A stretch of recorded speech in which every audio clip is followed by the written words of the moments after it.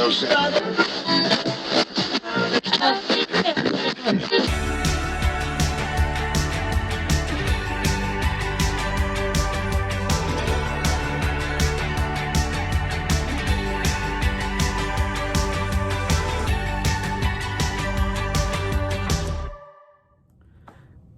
welcome to Jason the Old Millennial. My name is Jason, speaking to you here in my basement in the great state of Kansas.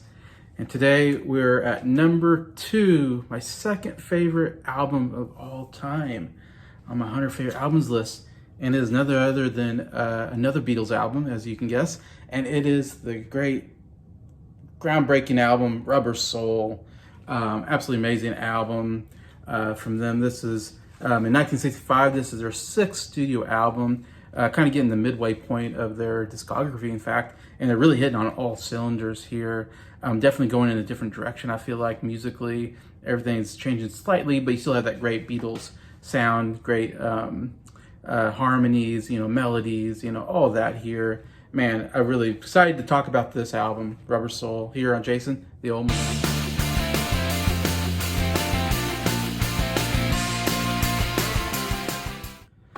Hello everybody, hope everybody's doing well here on a Wednesday kind of evening period now. And yeah, glad to almost finish the series, come back with this second favorite album all time. And yeah, obviously last time I talked about Help, this time I talked about Rubber Soul. Rubber Soul, the very next album right after Help. Yeah, I just absolutely love this period of the Beatles. I call this the middle period for the Beatles. Like I said, this came out in 1965, same year as Help. Help came in the early part of 1965. They were doing 2 albums a year. And I have to say, putting out Help and Rubber Soul, which is my third and second favorite album of all time, you have to say the Beatles, that's the biggest 1-2 punch of all time. I can't think, I mean, for me, there's not another band that put out 2 amazing albums in 1 year. And you might be able to say, hey, Led Zeppelin did this, or CCR did that, or you can come up with some other bands like that. For me personally, nobody put out 2 absolute bangers of albums like those 2. I mean, Beatles are the greatest of all time, in my opinion, for a reason, and that is they're putting out the best stuff here in 1965, which makes 1965 one of the greatest years of music, in my opinion, when you have these 2 amazing albums coming out from the same band, which is just astronomical, crazy like that anybody could do that. But yeah, so Help comes out, they make the movie as well, do a tour, all that stuff like that.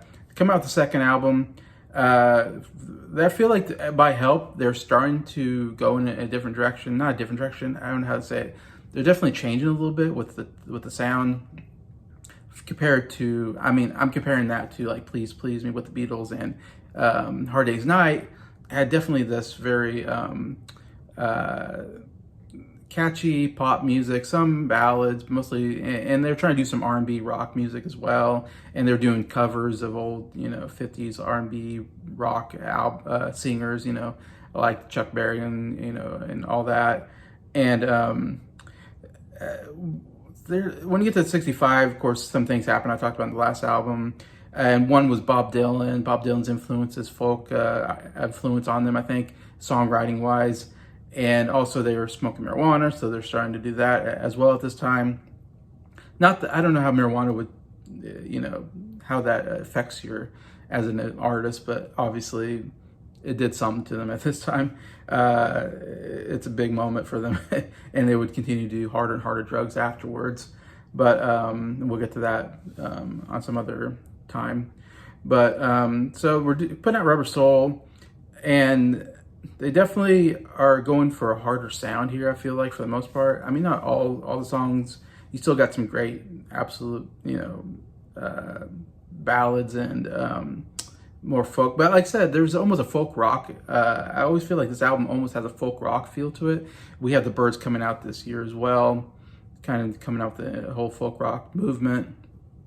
But I don't know if this has any influence with the Byrds, because they're putting out an album at the same time. But just to say, they kind of were kind of going along with that route. And you got some hard rock here, kind of with, some of these songs, like Drive My Car and Run For Your Life. And I don't know, it's just the instruments sound different on this album. They found a little harder. The bass, there's like this fuzzy bass sound that's different than anything we've heard before from the Beatles. And maybe, I don't know if this distortion or what they did, the tone of the guitar just sound different I guess they probably did away with the Rickenbacker guitars that have that kind of jangly feel to it, which definitely is folk rock, I guess. Definitely, the Byrds and so forth use that Rickenbacker sound. But I think they went they did the Epiphone. I know Epiphone was like a big guitar for them at this time. And so I feel like maybe they changed guitars or something. They did maybe the amps. They did more in the studio. But the guitars definitely sound different. And I love the sound of the guitar. The sound of the bass also is absolutely amazing. And some of the best guitar work I think they've done so far. So I think they've just gotten better instrumentally or something by this point. And they've just been on some really great stuff. Also the songwriting, like I said, the songwriting is getting really good. I mean, we got some really great songwriting here. Like I said, the influence of Bob Dylan. They're not writing, like I said, it's just something different. To me, this album just feels like a transitional album for the band from the earlier days of the Hard Day Night and stuff like that, where it's just, they purposely wrote every song for a female audience to say, I love you. I mean, she loves you. I want to hold your hand, from me to you. They're obviously singing to the girl audience because they were touring and their girls were screaming, going crazy, and they knew they were getting an audience that way and making them even bigger. And so, but at this point, we're going like, okay, we're going to stop singing just about love songs. We're going to sing other songs. We're going to sing a song about, even though Joe Drive My Car says, and baby, I love you. It's a song about a guy who wants to be a driver for a star, Norwegian Wood is about having an affair, basically, and and burning down maybe the house or something. I don't know, as he leaves this affair. Nowhere Man. It's about a guy that's going, loser going nowhere, I guess, and I'm not sure exactly who they're talking about, but it has nothing to do with love there. Then you got, In My Life. It's this great song looking back at life, even though John was still in his 20s. He's writing this absolutely incredible song about the past life and, nostalgia and reminiscing about, your past, and where it still kind of has some, in my life, I've loved you more. So there's still a love factor there, I guess, but still there's something there. If I Needed Someone, is writing about, I don't need you right now because I have this person, but if I need you sometime in the future, I will give you a call. Interesting, I think. There. Then Run For Your Life, what can we say about that? Definitely some trouble there. John had some issues with, jealousy and dealing with women that maybe weren't faithful to him, and maybe a little over the top anyways. But anyways, still, I guess we still have the love theme, but somehow we're still kind of getting deeper. Even You Won't See Me, a very deep song, I think, about Paul, about, not only just love, but also falling out of love or breaking up, really great songwriting there as well. But yeah, so it just feels like something's changing a little bit with them. Their sound, their writing style. It's just so different compared to even Help, the album before. This album sounds just completely different. And part of that, I think, is they were spending more time in the studio. They definitely were thinking less about, I think before they were thinking about, we're going to write songs that we're going to do in concert, so you had to write in a certain way where it'd be easily replicable. I don't know if that's a word, but you can repeat it on stage, I guess I'm saying. And when they get to Rubber Soul, I feel like they're writing more songs that aren't as easy to play on stage, and songs that are definitely that you're using a lot more studio sound effects and whatnot. And we'll see that even more with Revolver, of course. The next album, and Sgt. Pepper's, the next album after that, using more and more in the studio, different effects and stuff like that, and different instruments and stuff like that, and doing more experimentation, obviously. But this one, I think they're doing a little more experimentation here, in some senses, with the format. So, I mean, just even thinking about when I'm talking about, the change in the way they're writing, only like 2 songs, I want to say, off this album maybe were played live. I think they did Nowhere. I know they did Nowhere Man and If I Needed Someone. I know they did those two, I think, in Japan in the Budokan when they did that tour. But that's about the only two songs I think they ever played live from this album, which is crazy. There's so many amazing songs here. But even those songs, I remember them saying like we're getting a little bit more difficult to play live for whatever reason. So that's just the way they were writing their songs and doing them in the studio. A little bit harder to repeat on stage. And we'll see, of course, after this, they'll eventually stop touring and write everything just for the studio and never do them live, basically. But yeah, so that's kind of what's going on with the Beatles with this song. What makes it so groundbreaking, this is one of the most groundbreaking records of all time. That's why it's number 2 on my list. I think just in music history, it's just groundbreaking. Because I feel like when I listen to a lot of albums in the 60s period, usually you're just kind of throwing a bunch of different songs together. You're throwing in some filler songs. You might have a couple hits on the record, and of course in Great Britain, like with a lot of the Great Britain or English bands, they would have singles, but they wouldn't put the singles on the records, and because they didn't think about. And I guess my point is they weren't thinking about, hey, let's make the best album ever. They were just like more, let's make a great single, and then we'll put an album together and sell that as well. And if the singles are good, then maybe they'll buy our album, even though it doesn't have the hit singles on it. It didn't make any sense to me, but that's the way they thought in England. In America, they would put hit singles on their albums, which is a little better, idea, I think, in my opinion. But they weren't thinking about making a great album. And even the Beatles were making good albums up to this point as well. And of course, like I said before, the Beatles were doing a lot of cover songs, which to me is like filler, because it's like, well, we can only think of so many originals and we need to fill out this album, so let's cover somebody else. And it seems kind of lazy, but that happened. Everybody did that, and it's a little annoying when you listen to these 60s albums and you're like, oh my gosh, another cover song. I want something original. I want to know what does this band have that nobody else has? What can you do, for me? That's why a lot of times I feel when I'm listening to a lot of these albums in the 60s. And Rubber Soul is an album I really feel like they really were, we're not gonna have any filler. There's no cover songs on here. It's all written by one of the Beatles, and so it's all original material. And we're gonna do a little experimentation here, like in Norwegian Wood. We're gonna add a sitar to it, stuff like that. And every song's gonna, we're gonna put our best songs forward. And we're gonna make a complete album. We're gonna try to make the greatest album ever, kind of thing. And then when it came out, I mean, many people saw it as like the greatest album up to that point.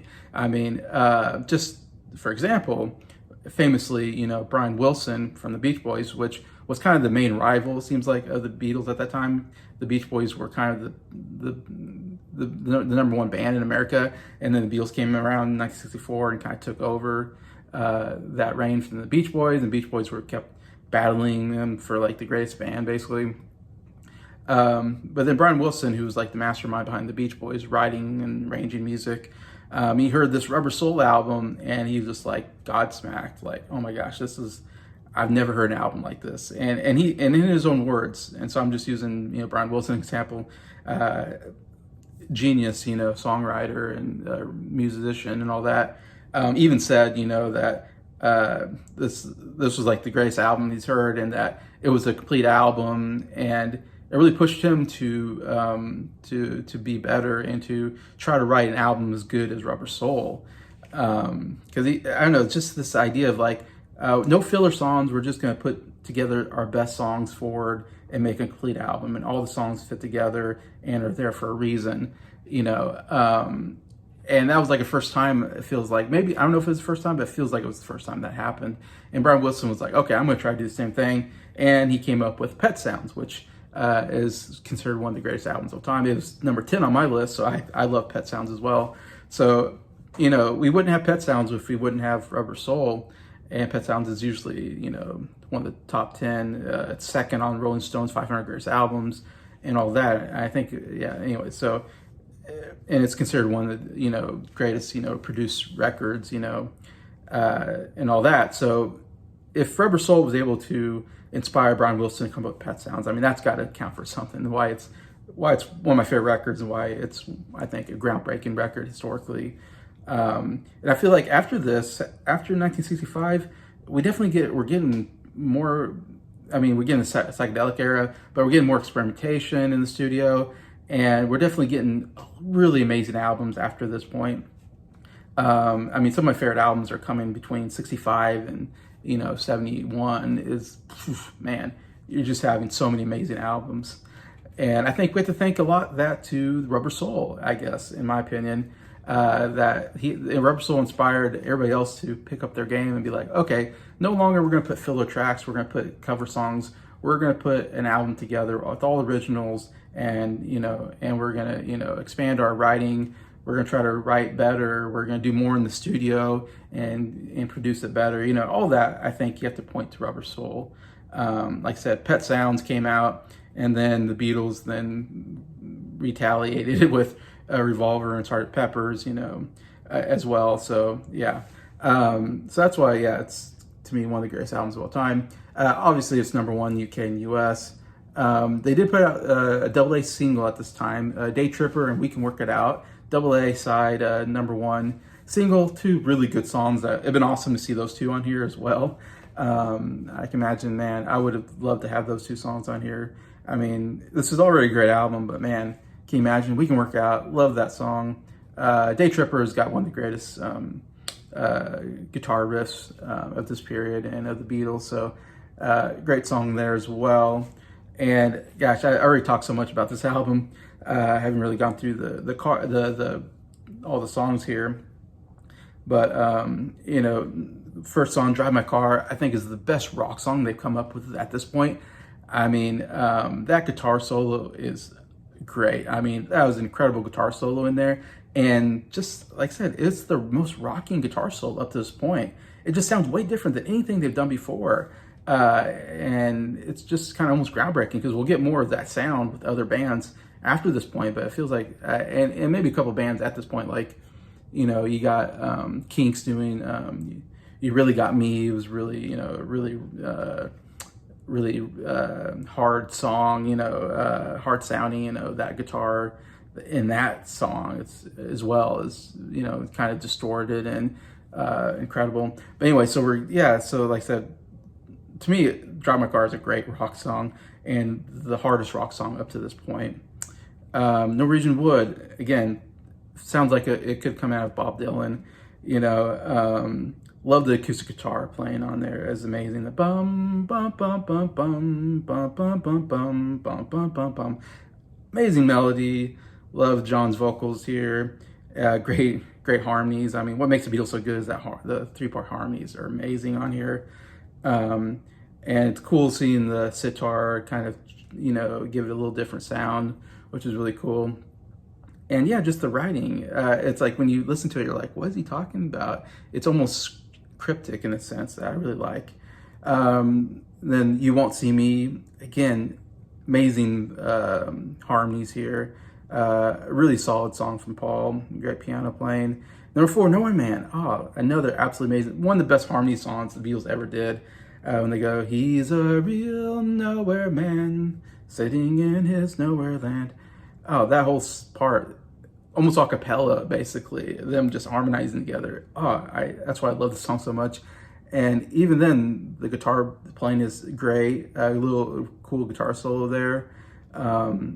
Yeah, everything about it is just amazing.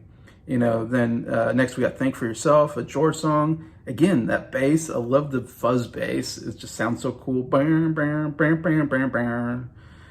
Do what you want to do. Bam, bam, bam, bam, bam.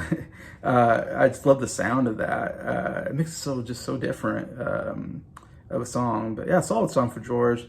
Then we got The Word. It was a decent song. Good harmonies there. Again. And The Word Is Love. I love the guitar playing. It's actually really cool. Again, it just sounds so much different than anything the Beatles have done before. Then we get Michelle, the song that won the Grammy Song of the Year. The only time they've won, I think, Song of the Year is with Michelle, which to me is maybe my least favorite song on the whole album. And it won Song of the Year. Like, there's so many songs that should have won Song of the Year on here. But, Michelle is acoustic number from Paul with some French in there. It's an okay song. It's not one of my favorites, but It's got some good guitar playing. And then side two, we got What Goes On, which is the Ringo song, which Starkey has co-writing credits for as well. It's kind of a countryist. It's okay. It's one of my least favorite on the album, but it's an okay Ringo song. Ringo's good with these country sounding songs. Anyways, and there's some harmonies there. And then we get Girl. Girl is so cool. Man, first time I heard Girl, I remember I was like, what is going on here? Like, I mean, I was just a kid when I heard this album for the first time, and it just blew me away. The girl, and then the recording them like breathing in as part of it. It's like, whoa, that's such a cool sound. I think great songwriting by John, and I love the guitar here playing along. It is a really great song, really hidden gem here. And then we got I'm Looking Through You, another solid Paul song.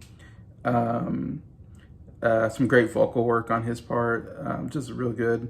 And then we get one of the best songs of all time, In My Life. John, I love the guitar, the acoustic guitar here, love that.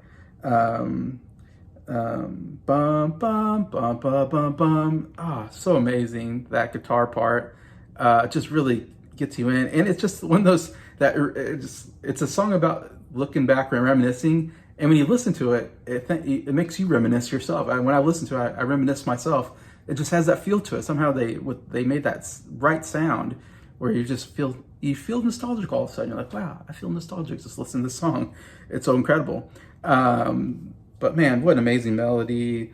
Love some of the harmonies here. And just great songwriting from John. Absolutely incredible song, In My Life. And then we get, it's crazy that I wish that would have been like the last song. That would have been a great closer for the album. But then we get Wait. Wait is a really good song. Another real hidden, I say hidden gem. It's a real deep track for the Beatles. But man, the harmonies are so good on this song. I absolutely love the song Wait. It's actually one of my favorite on the album. I say one of my favorite. There's so many great songs. It's actually a really good song. And then we'll get If I Need Someone, another song, one of my favorite George songs of all time. Again, the harmonies are just absolutely amazing. When they go, if I needed someone to love you, one I'd be thinking of. If I needed someone. I mean, oh my gosh, melody is amazing. The harmonies, how they do that. It's just a great, catchy song, and it's great guitar playing. It's one of my favorite on the album again. And then we end for Run For My Life, which again is one of my least favorite album on the songs on the album. But it's actually a decent rocker. It's got some, again, the guitar playing is really rough, sounding compared to anything they've done before. It's much more of a rock song than what they've done before. Again, we're getting a little heavier, I guess, with the guitars and distortion a little bit and all this. And it's really cool to hear it on this album and just go, wow, this is way different than what I expect out of the Beatles. I imagine at the time, 1965, when you got this album, you'd be like, whoa, like I said, it just blew people away, I'm sure, when they heard it and was like, wow, this is the Beatles? Like, this sounds nothing like what I thought the Beatles would sound like. It's like, they're different yet the same at the same time, and they're amazing. I love the early stuff, but man, when you get to this middle period of them, it's by far the best stuff they've ever done. That's why, of course, it's number 2 on my list. Of course, I talk about this picture. I love this picture because John's looking at the camera, everybody's looking away. They obviously took a bunch of different pictures and they came up with this one. But it's really interesting how how they stretched it out and they're kind of in this, semicircle kind of thing instead of just being right on front. And then you got the rubber sole. I love the orange color and how that is the whole graphic there. Love this album cover. It's really cool. And they still got that great, it's before they really start changing the look by Sgt. Pepper. 1967, Sgt. Pepper, they started changing to where they started doing facial hair and John started wearing glasses and stuff like that. But at this point, they're still clean shaven and they got the nice shaggy haircut, I love the jacket though. That's a cool jacket. I definitely love that. Of course, Rubber Soul coming off of a play on the Rolling Stones, who did more R&B soul music, but they're not black, they're white, so they didn't want to call them soul, so they call themselves classic soul, as if like we're not as cool as some of the real soul singers, but we're like a good backup soul band, so we're classic soul. And so they took that idea of classic soul and they said plastic, they put rubber in there and said, yeah, we're not soul, but we're rubber soul. We're like a secondary soul. Not as good as soul music as the soul singers, but you know, we recognize that. But anyways, so love the album name. Rubber Soul is a cool name. Everything about this album is so cool. But yeah, I talked enough about the album. Let's get to my top three. Oh my gosh, there's so many amazing songs here that didn't make in my top three. Like I said, If I Need Someone, I love that song, didn't make it in there. Drive My Car, great song, didn't make it in there. Girl, so great. Wait is so great. But my top three are definitely big ones. Number three, I have Norwegian Wood. Like I said, love the acoustic guitar playing. The sitar added in there is really cool. And just the whole, you know, the harmonies when John sings and then Paul comes in during the one part, and just love those harmonies, you know, and just the whole song is just a cool song. And one of the great lines, of course, I once had a girl, or should I say, she once had me. Oh, great line. Anyway, so yeah, Norwegian Wood, number three. Number two, I have Nowhere Man. Like I said, Nowhere Man is one of the greatest harmony songs of all time. When they start off with the acapella harmony, I'm like, oh my gosh. I love how they start with that almost acapella, and then after they do that line, the first like kind of chorus, then the acoustic guitar comes in and all the, you know, drums and everything comes in, and they go on, and there's even some good electric guitar in here as well. But and then they go, Nowhere Man, please listen, sha la la la. Oh, some great backing vocals. The vocals overall is amazing. The world is at your command. Oh my gosh, so many great stuff here. Absolutely love this song, Nowhere Man, one of my favorite. These three songs are like top Beatles songs on my list. Anyway, so number one, In My Life. Obviously, I think it's a lot of people's favorite. It's been my favorite for a long time. In fact, it's I believe it was third on my favorite Beatles song of all time. It's my third favorite Beatles song of all time. So that's how much I love this song. It is one of the greatest of all time. Again, John just absolutely killing it here. Love the acoustic guitar. Love his vocals. There's a cool, I think, what do you call it? It's like a piano, or I think it's called something else, sped up, that George Martin did. It was kind of cool. Again, some great harmonies as well. And I even just love the whole idea of the song of, you know, there are places I remember on my life.